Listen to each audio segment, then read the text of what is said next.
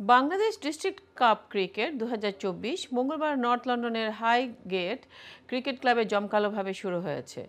এবছর টুর্নামেন্টটি তার পঞ্চম বর্ষে পদার্পণ করেছে, যেখানে মোট 8টি দল অংশ নিচ্ছে। 2023 সালের চ্যাম্পিয়ন মৌলভীবাজার, 2021 ও 2022 সালের চ্যাম্পিয়ন সিলেট দল এই প্রতিযোগিতার প্রধান আকর্ষণগুলোর মধ্যে রয়েছে।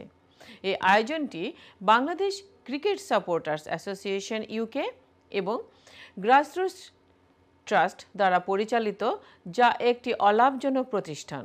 ডিস্ট্রিক্ট কাপের সহ প্রতিষ্ঠাতা এবং বিসিএসএ ইউকের চেয়ারম্যান আব্দুস সালাম এবং ক্যাপিটাল কিডস ক্রিকেটের সিইও ও টেকনিক্যাল কমিটির চেয়ারম্যান মোহাম্মদ শহীদুল আলম রতন এই আয়োজনে অংশ নেন।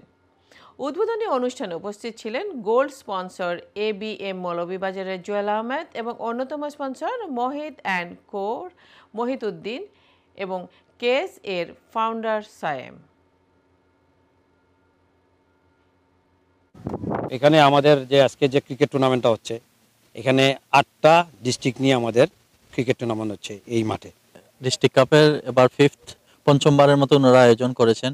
আমি প্রথমবার থেকেই ওনাদের সাথে আছি, সব সময় সাহায্য সহযোগিতা করতেছি।